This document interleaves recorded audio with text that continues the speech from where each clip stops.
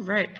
Welcome, everybody. So my name is Rianne. I am 21 Acres Administrative Assistant and Educational Coordinator, and we wear masks in this facility, but I just wanted to show you I'm alone in this beautiful big room all by myself. We are here in Woodinville, Washington, coming to you live, and we're joined with the wonderful Hawthorn Farm. We're here with Alexia, who is an incredible educator with Hawthorn Farm and created this homestead that is just immaculate. We've been working with Alexia for a couple of years, teaching educational programs all about homesteading, virtually and in person. One of them was in person. They have taught incredible topics from various fields of how to keep a regenerative homestead, all these topics about sustainable living from seed to harvest, cooking, fermentation, and everything that really goes into maintaining a regenerative and sustainable homestead. So I encourage you to check out our past episodes. They're fantastic. And yeah, welcome to the last event of the year. We are so lucky and excited to work with Hawthorn Farm and to have worked with them over the last couple of years. Again, I just want to thank you for all of your time and expertise. It's been really great. So a little bit about 21 Acres as well. I'd like to share for those who don't know what 21 Acres is. We are a couple things at once. We are a regenerative farm. We are an educational center around climate resiliency. We teach topics all about sustainable living, from the building that we're sitting in to how to steward the land. And we also have a farm market that supports regenerative farmers and organic farmers and food makers all year round. So we're grateful that you guys can join us today. I'd like to give a land acknowledgement as well for where 21 Acres is situated, along with Hawthorn Farm. So we are both located in Woodinville, Washington, and these are the ancestral lands of Indigenous nations, including the Stillaguamish tribe, the Coast Salish, and Duwamish people. The Coast Salish people is expansive and extensive in this area, and we acknowledge and appreciate deeply these nations. We want to acknowledge them as the original stewards and caretakers of this land, and we're committed to honoring the land as well. And we're grateful you can see us caretake this for future generations, but we just want to honor the Coast Salish people, past and present, who are without their knowledge and expertise, we would be nowhere. So just want to keep that in mind as we work through this program today. And again, we're super grateful you could join us. So I am going to be in the chat. Please ask questions there about the process. We look forward to talking with you. And Alexia is the teacher. Here she is. I'm going to be in the chat, just adminning. So feel free to connect. Great. Well, thank you so much, Rianne. And feel free, yes, I just echo that, to put questions in the chat or say, hey, stop moving the camera so much, Alexia, or hey, show that again. This time is for you all. So I'm here for you and happy to answer questions. And along with that, giving a full disclosure that I am absolutely an amateur home scale maple syrup maker. So there is a lot more detailed expertise out there if you really want to dive into it. My main job for today is to say, you can do this. Like, you can mess around and make some maple sap happen, probably somewhere near you, if you have any tappable trees around you. And of course, maples are the main ones, but people tap walnuts, people tap birches, people tap hickories. You just get a different quality and quantity of sap and syrup from each of those trees. So yeah, I am, like I said, I tap pretty much the big leaf maples here in the Pacific Northwest because those are the maple trees around us. And I have a short slideshow just with a few pictures and a few things written down for those of you who are visual folks. And I'll also demonstrate on this tree that's right there in our yard. So we have a handy maple tree, and we'll take a little close-up look at our friend over there in a moment to actually drill a hole, put a tap in, see what it's like. It's it's pretty simple, I think, is my basic message. And it's great to see people I know here, Jenny and Robin. Jenny, I've got goats living in the chicken coop you gave me. So great to see friends near and far here. All right, well, I think I'll just dive into this presentation, and you can feel free to come up with questions as we go. And I will share my screen.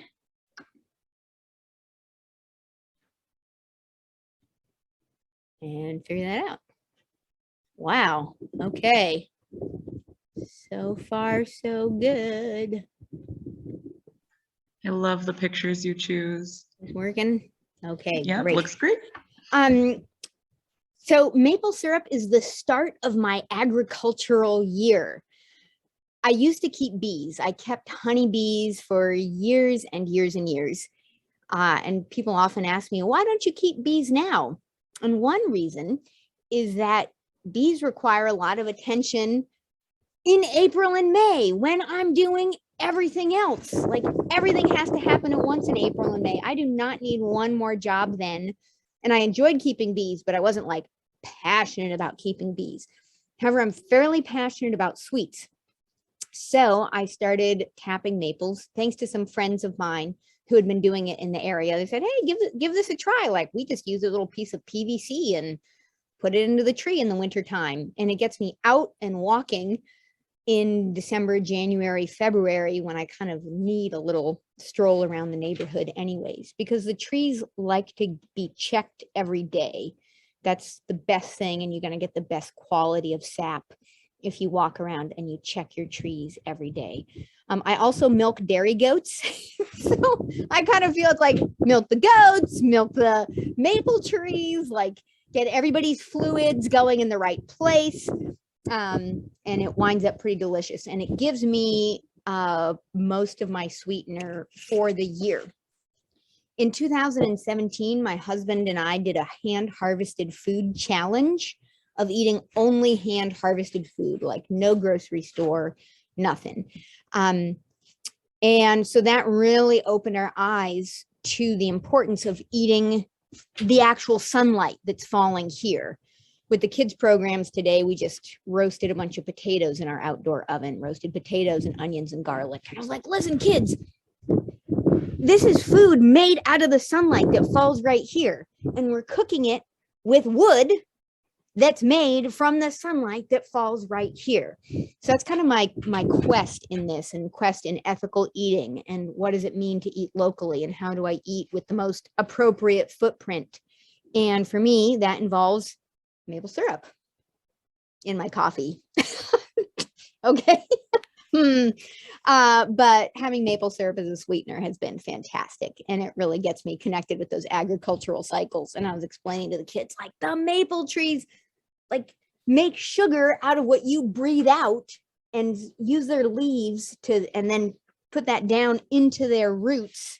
And then we get to tap it when that sugar comes back up. And those yellow trees in the background of that picture, of course, are big leaf maples. Beautiful. I love the way you've expressed that, just the connection to biodiversity and why we need to, you know, stay in tune and in rhythm with what's happening seasonally, because that maple syrup you gave me was fantastic. I forgot to thank you. That was incredible. Of course. Yeah, I wanted you to get a sense of the flavor. It is very much a product of terroir. You know, different trees taste different, different areas taste different, different species taste different. I mean, of course, the maple syrup culture is really strong in the northeast part of this country and in Canada. Mm-hmm. The Canadian province of Quebec produces 72% of the world's maple syrup. Oh my gosh. Which adds up to about 159 million pounds of maple syrup a year. And they don't like to call it a cartel, but there's definitely like, okay, you know, stockpiling the syrup, and how do you introduce syrup to the market? And they have pretty extensive systems. We had a farm mate from Quebec who was an engineer who had worked on the massive reverse osmosis systems, massive vacuum pumps that are slurping sap out of trees. And I'm like, this is about as complex as I'm going to get right here. Like, this is my specialized maple tap and my specialized maple tube. And there are handmade options for both of these as well. So the general gist of it is that I drill into the tree 1.5 inches, 2 inches. A little shallower is better for the tree. A little deeper might get you some more sap. I don't know. And I'll often put a mark on the drill bit so I know how deep to go. And I want that to be a level hole or slightly slanting upwards into the tree so that gravity is helping me. I'm like, forget the vacuum systems. Gravity works and the price is right.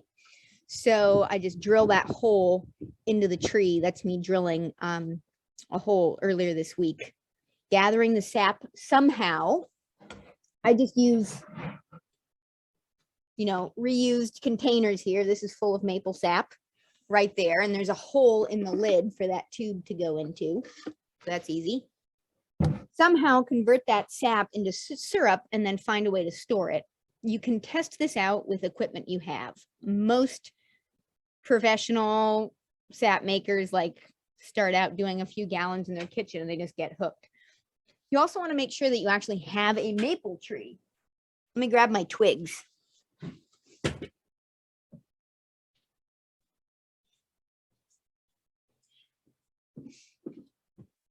Most maples have the familiar palmate leaves, that kind of spread hand leaf. And of course, our big leaf maples here are famous for that. There are a few maples that break the mold there, but I haven't tapped those. So around here, it's big leaf maple and it's vine maple are our two species. There are a bunch of sugar maples planted up the street. So sometimes you can find those planted as ornamentals. But there are a few other characteristics to look at. Not every maple is going to be easy to tap. I'm going to show you a few things in the bark to pay attention to know where to put your hole.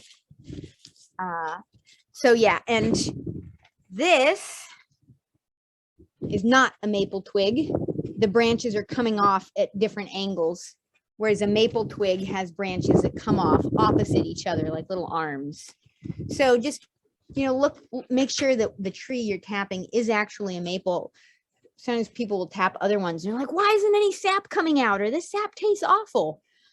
Maples have the magic that you can just drink their sap. In Korea, there's a whole health spa industry around drinking maple sap, going into the mountains in the springtime and doing a nice kind of spring cleanse, just drinking gallons of maple sap every day. Make sure it's a maple. Okay. I also want to share, I will be sending follow-up resources for things like tree ID and some of the instructions that you're sharing with us, places to source equipment and other stuff like that through an email with Eventbrite. So do look out for that, folks. Great. And I've got a resource list in here too, some other places to send you for equipment, etc. So like I said, my setup is not fancy. This is equipment that is sold as disposable to the maple syrup industry, but I've been using it for 4+ years and there's no reason for me not to keep using it. This is made to just rip out of the tree and toss. There are sometimes old metal spiles. This little part that taps into the tree is called a spile. I'm like, I just don't want to take a chance on forgetting a piece of metal inside a tree and having somebody find it the wrong way with a chainsaw years later. So I just use these plastic ones and this plastic tubing. It was darn cheap. And like I said, I had friends who just used a piece of PVC pipe, rasped down the edge so that the edge was kind of, the end of the PVC was wedged enough to pound into a hole in the tree. It worked great. It would just drip into a bucket or drip into a plastic bag. I've heard of people using elderberry or another plant that has a hollow pithy stem. You can make a little tube out of wood. I have elderberry plants here too. if it came down to it, I could use a hollow piece of another tree and use that to just tap into a hole in the tree. It's been done with just making a slash in the bark and having that drip out. But the modern spiles are, I would say, definitely easier to use and easier on the tree. We are creating a wound for a living being. Like, that is just what we are doing with this. So I like to get the spiles as narrow as possible. They come in 5/16 or 7/16, and you get about the same amount of sap. Like, there's no real advantage to making a big hole, but these are about 7/16. So I need to know what kind of drill bit I'm using to make the appropriate size hole for this. And then I just use recycled containers for with a hole in the lid for that sap to collect into. And I do it close to the ground. I'm like, there's no need to go any higher. Sometimes in a sugar bush, especially out east, they'll have them high up because people are like grazing cattle through there, and they don't want anybody to come along and tip over their buckets, because a lot of animals love this sap. Remember I said that critters have been doing it a long time? I've watched squirrels go up and like gnaw holes in the bark and lick the sap that comes out. This is an amazing resource, and humans are not the only species using this. There are sap suckers, a kind of woodpecker that will actually peck holes. You've probably seen like rows of holes in bark, and sap suckers will drink the sap and eat insects that come to the sap. So anyhow, I don't need a lot of equipment to do this, and I have my container close to the ground. Also, because I tap along the edge of our forest close to a road, I just prefer to keep it discreet, so I don't have neighbors going by and being like, what's that? Or kids pulling them out. You can see there, I have my container close to the ground. I can just toss a few big leaf maple leaves over that, and I have a nice discreet sap collecting setup. Because I'm also mindful of materials. The big sugar bushes out east, they're like strung through with all this piping, like a big old spider web. I'm like, I just want to use a short little piece. I want to reuse this piece for another 15 years and not have to buy another whole set of tubing. That's a few gear notes. Any other questions come up? I'm not seeing any in the chat. If you do have them, please send them. But I just want to shout out how plastic takes almost 1,000 years to biodegrade. Every piece of plastic that's ever been produced is still on the earth right now. So it's amazing and great that you are resourcefully, I always just love how you're resourcefully upcycling all those products, because they work perfectly. Mm-hmm. Yeah. Oh, nice. There's a maple leaf. Oh, someone showing me. Uh-huh. So this is maple tree. I think so. Yeah. There is the trail. Yes. There is a trail in between my property and neighbor's property. So this tree, these leaves is actually coming out of our property. Mm-hmm. But if I could find a tree, right, which has this leaf, then I can do that. Yes. Yeah, this looks like a maple leaf. Mm-hmm. Thank you. Okay. And I will send some ID stuff out too to help people plant ID. But great. Yeah. Thank you. Mm-hmm. Okay. Thank you. So sometimes people wonder when to do this. So like I talked about that solar cycle of the leaves pulling down the sugar to the roots, and then that sugar flowing back up in order to energize and feed those buds that need to pop open in a little bit. So it's kind of at the tail end of the dormant season. I've never tapped as early as December until this year in order to research for you. So I went and I put a tap in a tree, and I actually got a respectable amount of sap. And often the first run, like the first sap that moves in the tree, is a little bit sweeter than what comes later. The flavor starts changing. Again, this is one of those cool terroir things of the different minerals and the different nutrients that start flowing through that tree.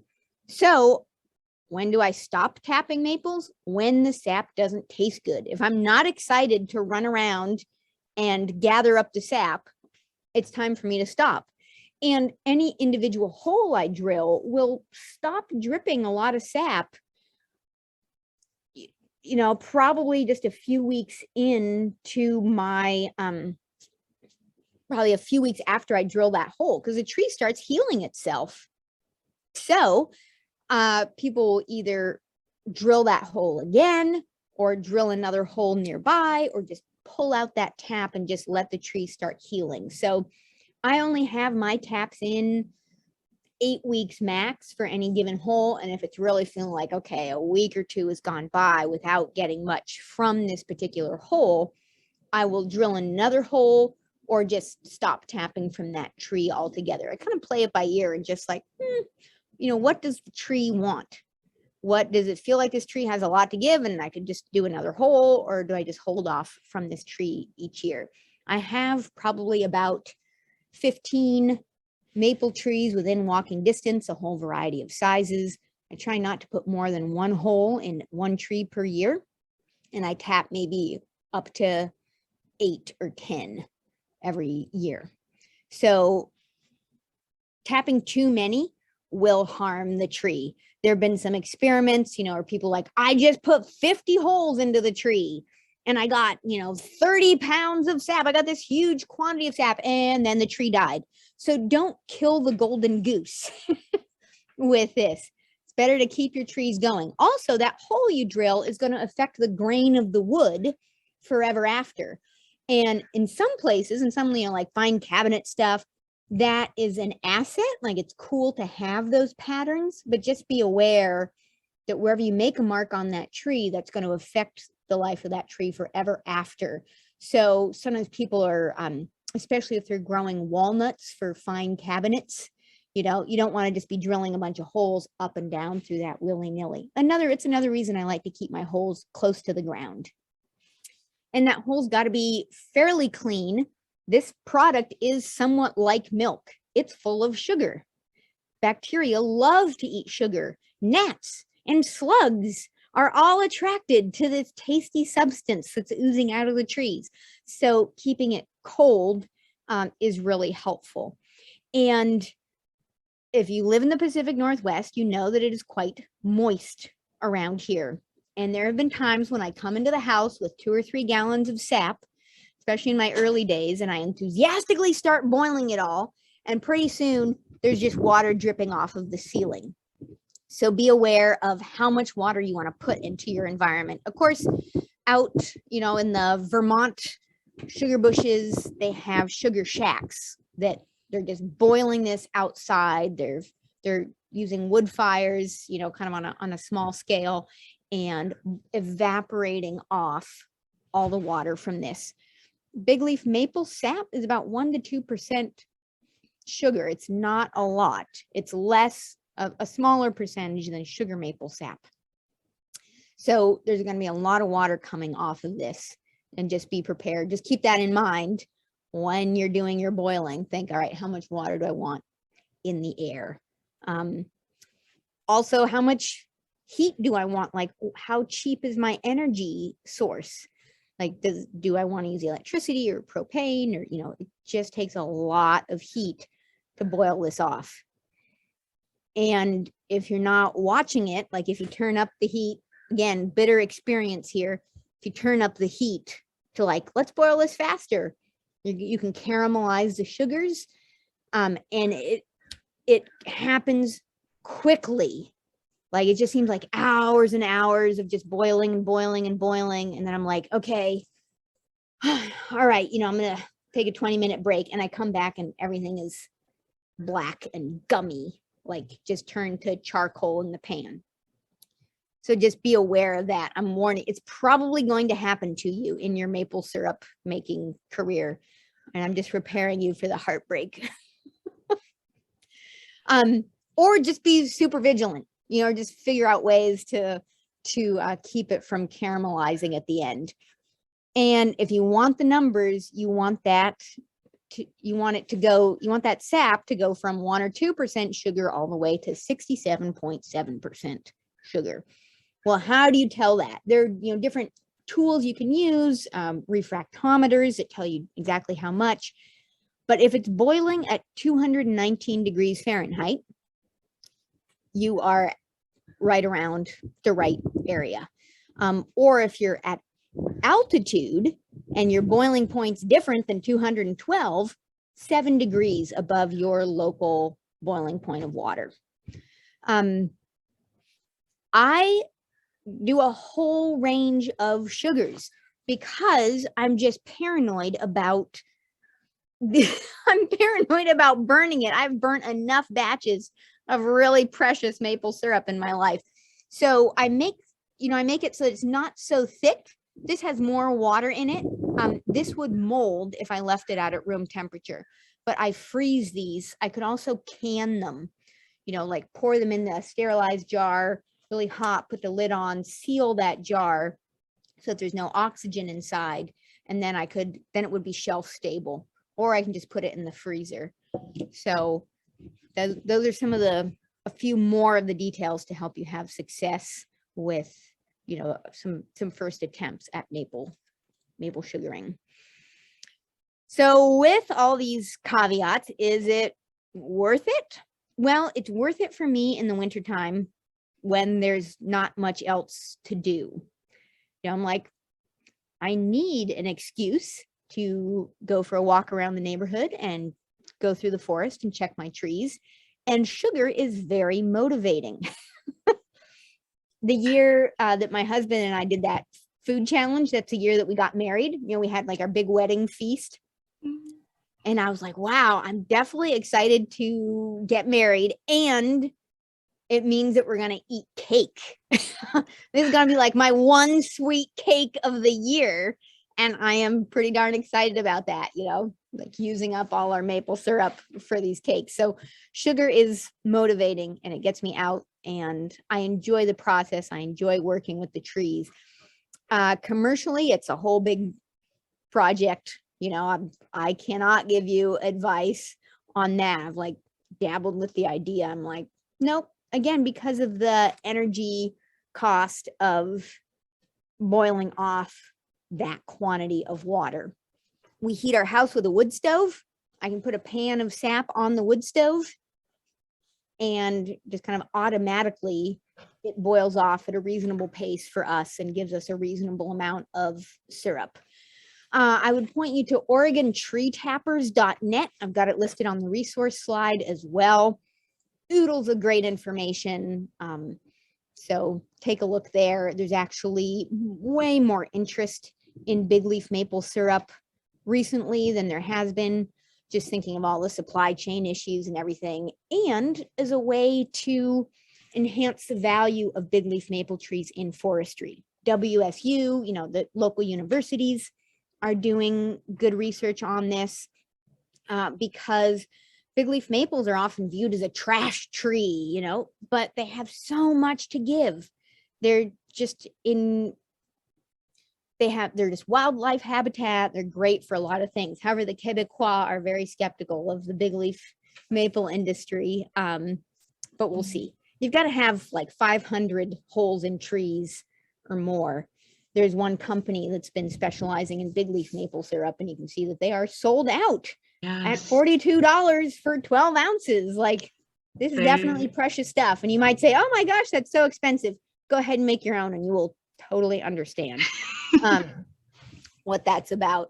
So eating your sunshine, I just keep coming back to that. Like, how can I eat more of the sunshine that's actually falling on the place where I live?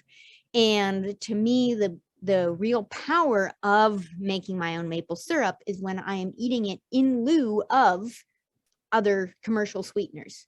Like, it's definitely fun to do on its own, but it has a much deeper significance and impact to me if I say, I'm not going to buy cane sugar from Florida, because I've seen what happens to habitats there from people buying cane sugar. Like, and that is only one of the evils that are kind of associated with the sugar industry. So if I'm going to satisfy my sweet tooth, I like having it be this. That's not to say that, you know, all sweeteners are wrong or anything. I'm just saying that part of the deliciousness of this also comes in the integrity of this. Like, I feel good making this, sharing it.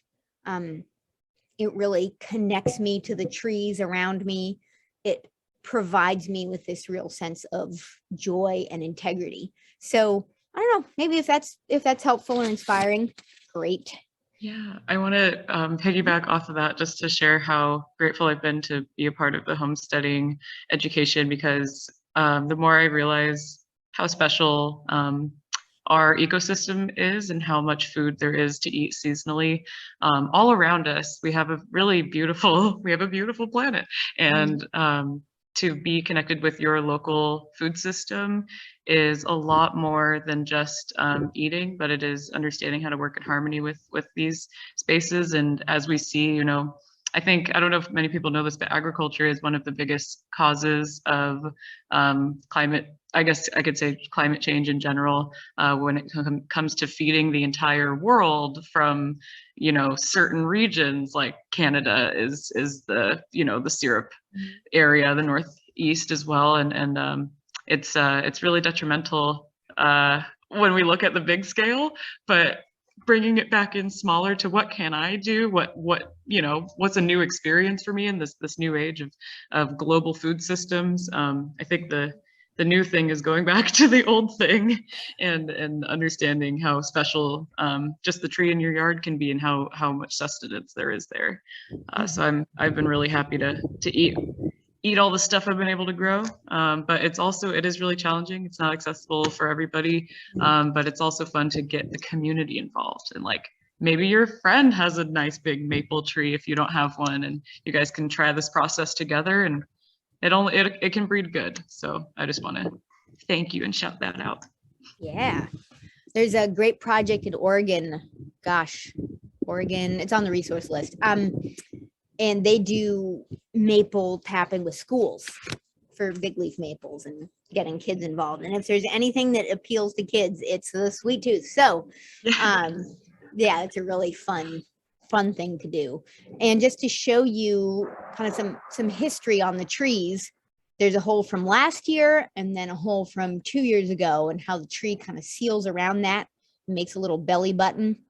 And I try not to tap in the same place every time, because anywhere I've drilled a hole, I've disturbed the vascular structure of the tree and like crumpled that up there.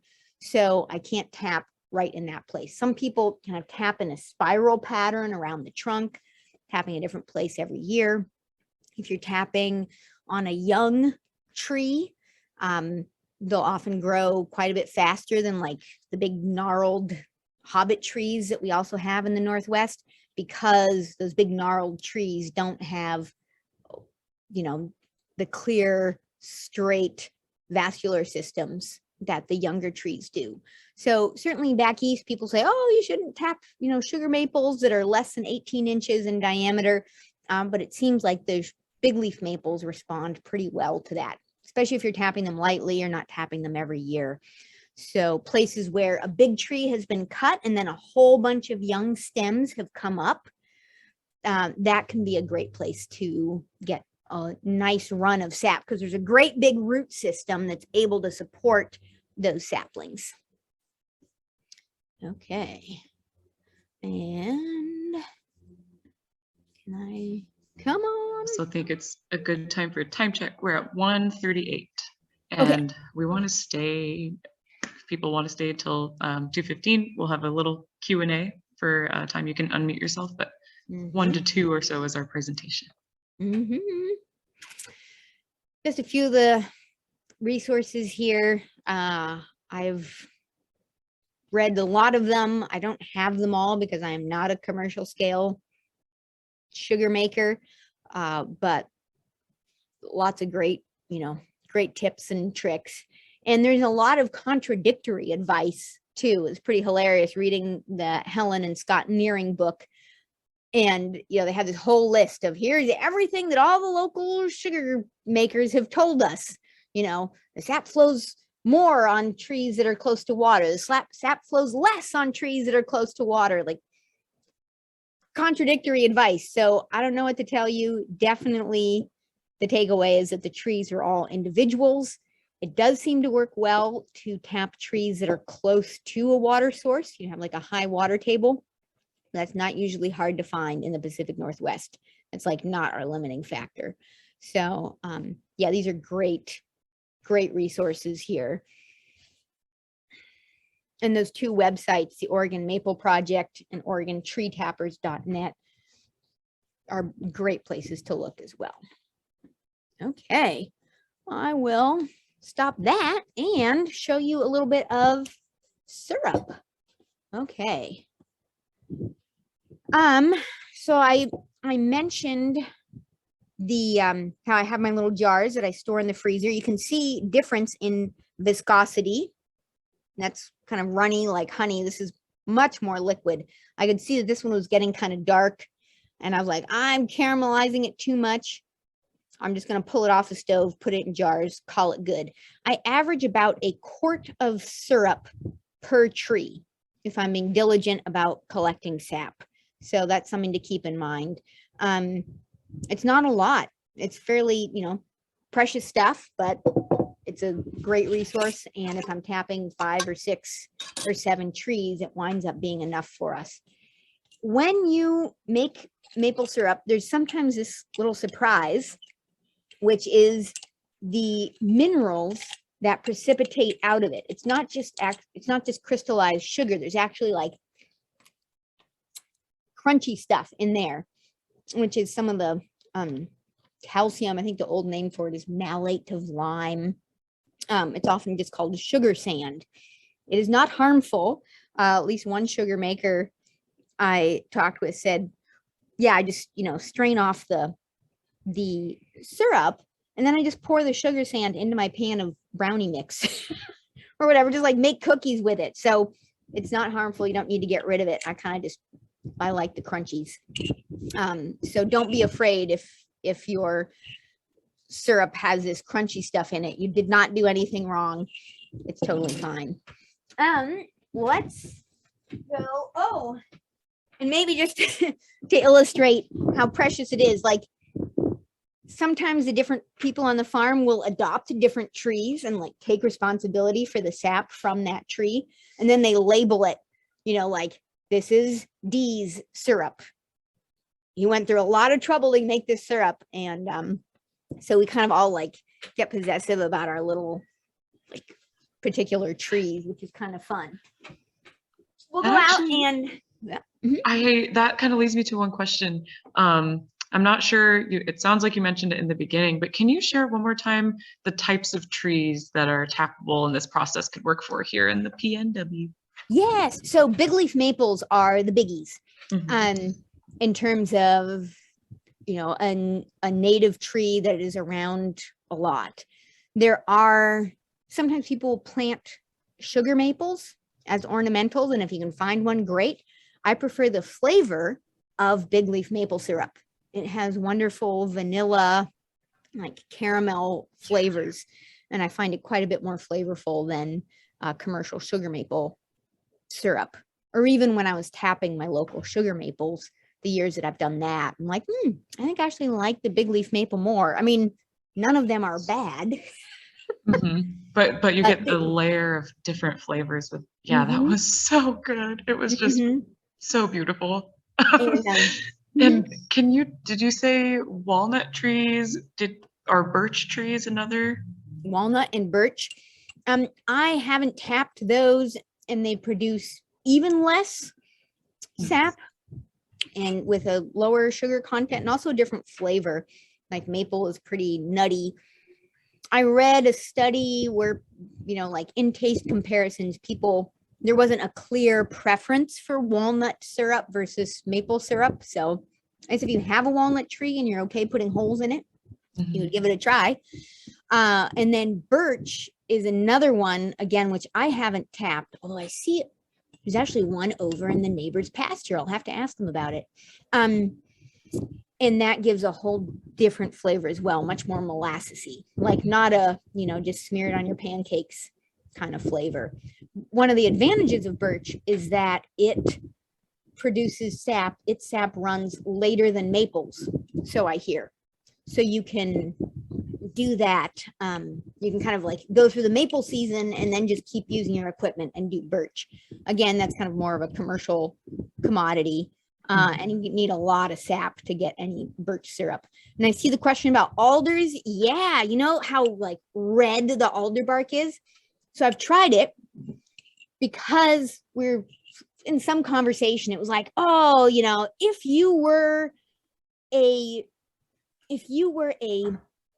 like one of those energy drinks, what kind of energy drink would you be? And I was like, I would be alder sap for sure. So I have tried it. It's way too tannic. Like there isn't really any flow to it, but maybe that was just the trees I tried. I mean, alders are definitely abundant. So if you want to give it a try, let me know what happens. I have not had success considering that I have so many maples around and I know that that works. That's what I do. Right on. Thank you so much. Yeah. So to evaporate this down, I'll go kind of work a little bit in reverse. Pretty simple, just like a nice open pan that's going to give me an evaporative surface. Usually when I adopt a pan, I use it for the whole maple season. There is nothing special about this pan. It just has a lot of surface for that to evaporate. The downside of that is then if I'm only making a tiny quantity of syrup, it coats the whole pan and like half of it winds up coating the pan instead of in my jar. So that's why I often just reuse the same pan. Technically speaking, or if I were really trying to be efficient, I would just try to evaporate one batch, pour it off, like make a lot. But the way I do it is I will put my sap in here and then I kind of keep adding to it day after day for a few days until it feels like I've got enough to actually fill a half pint jar. And then I pour it off into my jar and put that in the freezer. So you don't need anything special. Kind of a flat bottom pan is just fine. I like having one that's all metal because I plop it right on the wood stove or slide it into the oven to evaporate off more of the water. I'm trying to make like sap making accessible to you. This actually might be one of the other more specialized pieces of equipment. And let's go drill a hole in a tree. Y'all ready for that? Let's go. Okay. I'll carry you around the corner here to our maple tree. If the cord will reach. Okay. So here we are at our childcare tree. See the rope? The swings. Awesome. Yes. This tree does a lot. And this tree donates blood every year as well. So as I'm looking at this tree, and if I were evaluating any tree for where to put a sap, you see there are these definite wounds in the bark. I want to look for a place that's as kind of straight and clear as possible. Places where there are old scars from tapping the tree are not quite so useful. I want nice smooth grain where I can find it. And then I just have a drill bit that I've tested out as the same diameter as the tap that's going to go into the tree. And I just make sure I'm spinning the right direction. I use this spiral bit. There are also flat bits or spade bits. They apparently don't leave as clean a cut going in. Probably whatever drill bit you're using, sharper is better than duller. This is about a good spot for me to be. I'm fairly level. I want to go in and out pretty cleanly, so I'm not making a wobbly oval hole. And I go in and out, otherwise my drill bit can kind of get stuck in there.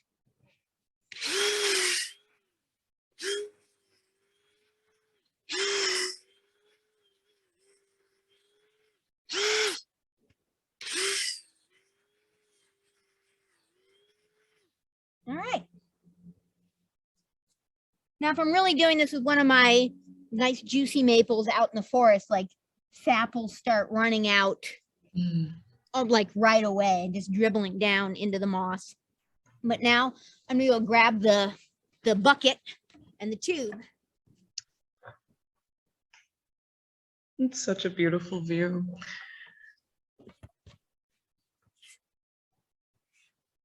Here I have my fancy container, my tube coming out of the lid with the little spile or tap at the end. It's a hassle to get these tubes onto the little plastic bits. I often have to warm up the tube or cut the tube a little ways. I'm not putting this system under a lot of stress, so it doesn't have to be super tight, but everything should be snug. It's a bummer to walk out and find that sap is dripping all over the forest floor because I didn't get it set up well. So that just goes in there. Ta-da. So that is, you can see that is just like stuck into the tree. I should come along with like a rubber hammer, and just kind of pound that in a little more, but that's it. And on a good day, when the sap's really flowing, like it would start dripping into the bucket almost right away. So like I said, this is a pretty old and scarred up tree, but it is the maple that's in our front yard within reach of the Ethernet cord. So that's why you're seeing this one as my little demo. And the kids get a kick out of getting sap from the tree. And is the tubing good to stay in the tree? So I don't change the tubing. Probably if I started to see any mold growth in the tube, I would clean it out with a pipe cleaner or something, kind of make sure it's sanitized. Some people sanitize the taps every time to try and make sure that you're not introducing too many bacteria into the tree or into your sap. And you'll notice the nice solid lid on this. I've definitely had plenty of like debris falling in. I sometimes, if I have like a little stray hemlock needle or something in there, I just leave it. I'm like, I can eat that. And drilling the hole 1.5 to 3 inches is kind of an acceptable range there. A lot of people, and if I'm really going out and tapping quite a few, or if I'm handing this drill to somebody else and saying, go tap a tree, I will make a little mark with masking tape at the appropriate depth. So deeper is not necessarily better. It's a little more of a wound on the tree. And it, I hear, again, a lot of this is hearsay. I hear that it means that the sap is going to be a little bit darker in color and maybe not quite as sweet. So again, I'm tapping 5 or 6 trees, so I don't have like a huge number to pull from, but 1.5 to 3 inches, I've been really happy with the sap I get. I think I would rather do 2 shallow holes over the course of a season than 1 deep hole, because the tree does start healing that wound pretty quickly. Like these trees are alive and well and starting to heal. So doing 2 shallow holes might be better for the tree and give you more sap. So hope that would you do those 2 holes in succession, or would you do them at the same time?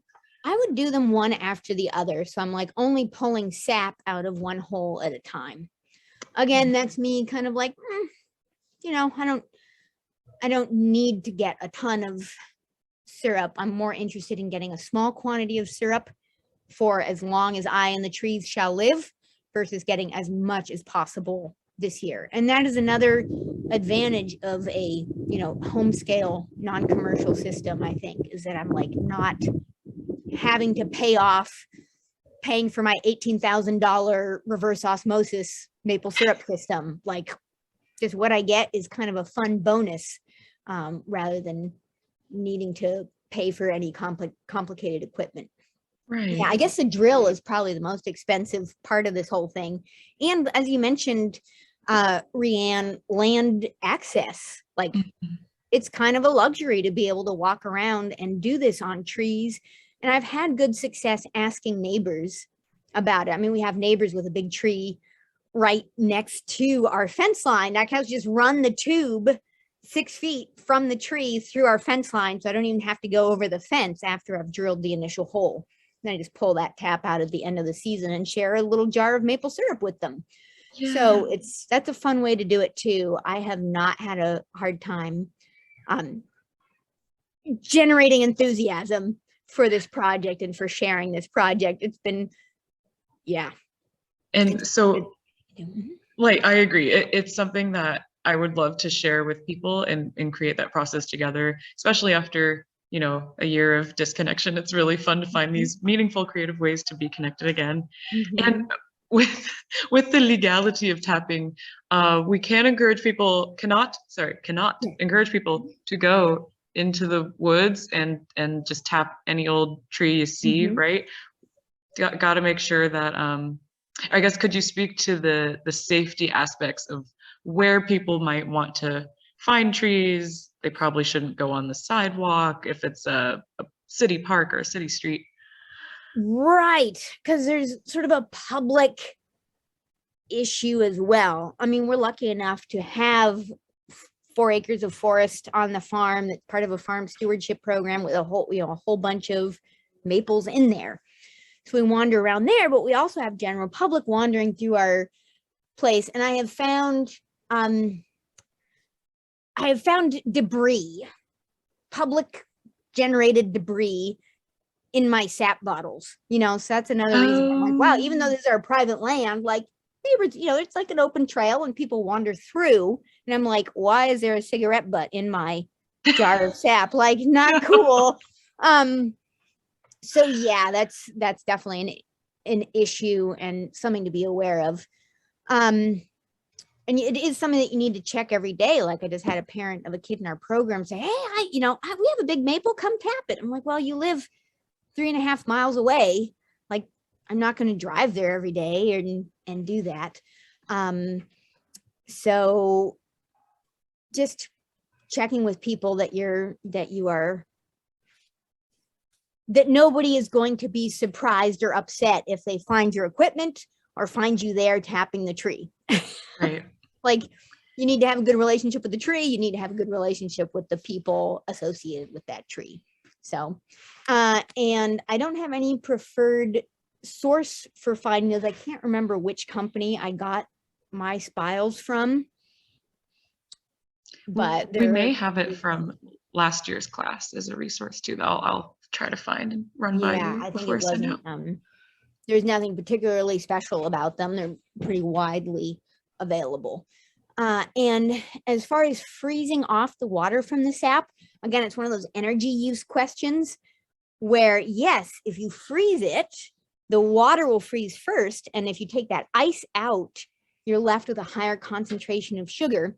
But how much energy am I using to freeze the stuff to start with? So if it's naturally freezing, I will pull it out and use it to, just drink. But I don't spend a lot of energy freezing the stuff and then heating it back up again. I just warm up all the sap and evaporate it off that way. If naturally I come out on a frosty morning and there's ice in those buckets, I'll scoop that out. But I don't do anything special to freeze it. And then there's a question about checking it every day. That is to empty the sap. Like, I walk around, I take an empty jar out and I will empty all the sap that's in there. That gallon jar sometimes needs to be emptied twice a day when the sap is really running. Like, I've come out and I've found a gallon jar overflowing after 24 hours attached to a tree. That's kind of a rarity. Definitely the flows are mysterious. Like, one day there'll be a ton of sap and the next day there won't be any. And then 2 days later, there will be a whole bunch again. So I cannot tell you what exactly it is, like weather factors and the root pressure in that particular tree. Again, I'm not tapping hundreds and hundreds of trees. I'm tapping maybe 10. So yeah, that's why I check. So I'm not spilling any sap. I'm emptying those regularly. And the bugs around the hole aren't so much of a problem. I'm like, once they get in the jar, they're kind of my problem. And I just like fish them out. But I also like having that daily relationship with the trees. So, and if the weather is very warm, which it might, if the weather gets up into the 50s, I'll start to get spoilage in that sap. Like, the sap starts getting a little cloudy from the bacteria living in it. Doesn't mean I can't add that to the sap pan and evaporate it off and make syrup. but it's not going to taste as good. Like the bacteria have already eaten a bunch of the sugar. If I can see the bacteria in there, they are eating my sugar. So these are yeah. great questions, everyone. Thank Do you. that. And to get the spout out, I just pull it out. Sometimes I'll walk around like with a little pry bar or with a hammer, you know, the prying part of the hammer and a piece of wood.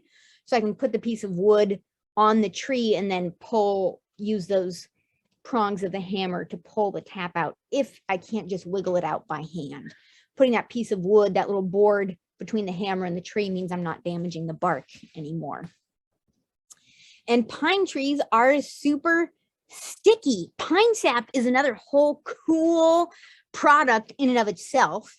Like white pines, chewing the sap is just like an amazing expectorant cough medicine kind of thing. So pine trees produce really sticky sap, not runny sap that we can use and make syrup from. Again, very cool product, but I wouldn't expect syrup from a pine tree, at least as far as I know. Other questions? These are great because wow, we are at 2 o'clock. How'd that happen? We are. Yeah, these are such great questions, everyone. Thank you so much. I guess to follow up on one of them, the end of the season for the PNW, when is that exactly or approximately? March. That's, I mean, probably towards the end of February, right where I am. I'm like, okay, I've been like walking around checking these trees daily since January 5th or whatever. I'm kind of done. And like I said, the first sap is the most delicious in my experience for sure. And then as the tree really gets ready to make those buds, make those new leaves happen, the sap gets less delicious. And I taste that, you know, as I'm making syrup, as I'm gathering sap. I mean, I just drink this stuff. I just like pour myself a big glass of fresh maple sap and just drink it down. It is super refreshing. It is the Northwest's answer to coconut water. You know, like the fancy coconut water things. I'm like, we can do that. It's just maple trees in the wintertime that give us that like really refreshing, mineral full, delicious, cool beverage. It's coming out of our maple trees. Yeah. It sounds so fascinating. I'm super honored to have a little bit of your guys' syrup, and I just want to plant some maple trees now. So in the future, I'm able to tap them with ease, but I want to find some buddies to do this with. Yeah, yes. The trees are good buddies. They are. For sure. As some of our people are in the chat are saying, thank you, Joey. I'm so excited to try this. Me too. Give it a try. You're in perfect timing for it. And you don't need an electric drill. You can certainly use, there are lots of great hand crank options, especially if you're just doing a few trees. Like, yeah. Give it a try. It is one of the things that has connected me so much to the trees around me and to the neighborhood, and as well to the seasonal cycle of eating. And I just love having that syrup all year long. It's a real treat. Hope I gave you enough to go on and at least a little enthusiasm for giving it a try. Absolutely. Oh, always. Every topic you've been able to teach us through the last couple of years has just been so wonderful. It gets me excited to connect with nature, and I do. Every weekend we learn together. I'm back outside, and it's increasingly important to find those means of connection, I think, through the winter as well, because yes, for those who are able to be housed, it's so nice to just kind of cozy up, but it's also really important to get out there and see what's going on, because the world is not asleep. It's just doing a lot of cool stuff. Like it's making sap, it's putting the energy back into the roots to get ready for next year and continue. And everyone is sharing their thanks in the chat. They're very inspired and they say this is really informative. I'm going to join you, I guess. If you guys have more questions, I did just put Hawthorn Farms website into our chat. Highly encourage you check them out. They have wonderful programs. The youth education that Alexia is talking about is fantastic. I was able to walk on their farm this year and see some of the places that they teach. They've got archery, they've got really amazing things going on. So definitely check them out. And let's see. Yeah, this was just a really helpful course. Please check out our YouTube for more as well. We'll have this uploaded sometime in the future here in the next week or so. And oh, I'm just so sad this is our last class, but I'm really grateful again for the time you spent connecting with us at 21 Acres, with me personally, just being a really wonderful friend and human. And yeah, I'm excited to eat resiliently, sustainably. It's delicious. Such a treat to work with you, Rianne, and with everybody at 21 Acres. It's just been a real joy, and cheering you all on wherever you might be for enjoying the gifts of the trees throughout the winter. Thank you so much, and to you as well. Yeah, stay tuned for more classes. We're going over 2022 strategy, folks, and I know Hawthorn Farm will be a part of it because we need you to keep teaching the people these wonderful topics. Give it up again for Alexia, everybody. Woo! Thank you all for showing up. It means a lot. Yes, So, happy exactly. tapping. Give it up for yourselves for joining us. I'm really grateful you could join us today, and reach out with any questions. We'll follow up with you all shortly. Thanks again, and have a great rest of your weekend. Bye, everybody. Bye, everyone. Thanks.